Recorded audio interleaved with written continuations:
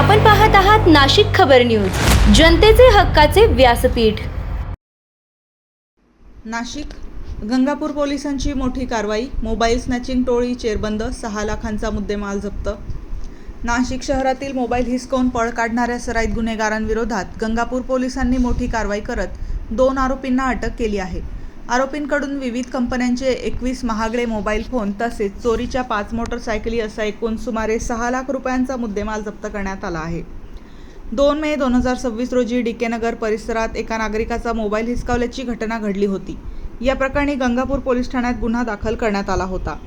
तपासादरम्यान CCTV footage आणि गुप्त माहितीच्या आधारे पोलिसांनी ज्ञानेश्वर उर्फ नन्या मोतीराम दिवे आणि त्याचा साथीदार गोवर्धन उर्फ गौरव गोपाळ शेवरे यांना ताब्यात घेतले। चौकशीत त्यांनी मोबाईल स्नॅचिंगचे गुन्हे केल्याची कबुली दिली। तपासात मोबाईल स्नॅचिंगचे 2 गुन्हे आणि मोटरसायकल चोरीचे 5 गुन्हे उघडकीस आले आहेत। या कारवाईमुळे नागरिकांमध्ये सुरक्षिततेची भावना निर्माण झाली असून आरोपींकडून आणखी गुन्हे उघड होण्याची शक्यता पोलिसांनी व्यक्त केली आहे।